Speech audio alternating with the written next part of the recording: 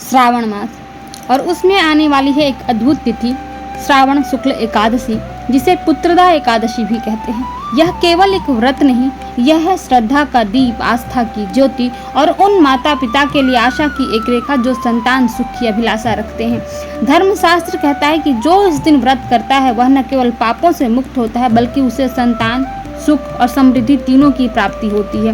तो व्रत विधि क्या है? दसवीं तिथि से ही आप सात्विक भोजन ग्रहण कीजिए, मन को पवित्र रखिए और एकादशी व्रत करने का संकल्प मन में धारण कर लीजिए।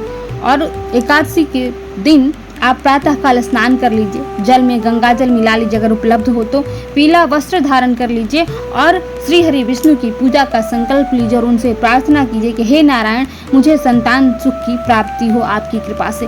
विष्णु सहस्त्र नाम का पाठ कीजिए, भगवान श्री हरि विष्णु को तुलसी पत्र चढ़ाइए, उन्हें घी का दीपक जलाइए, पंचोपचार विधि से सरल पूजन कीजिए। पंचोपचार विधि में क्या आता है? चंदन, पुष्प, धूप, दीप, नैवेद्य। तो सबसे पहले श्रीहरि की तस्वीर है, मूर्ति है, जो भी है आपके पास, आप उसको स्वच्छ जल से साफ कर लीजिए।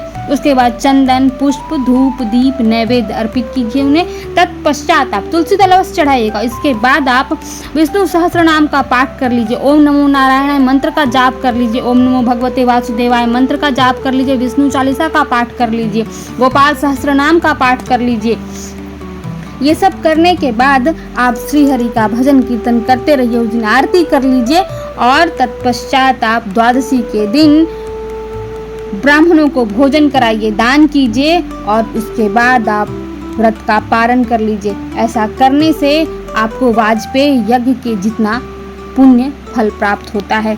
अब इसकी पौराणिक कथा हम लोग जान लेते हैं। बहुत समय पहले महिष्मती नगरी में एक राजा थे, महिजित संपन्न थे, राजा थे, धन की तो कमी नहीं थी लेकिन संतानहीन थे।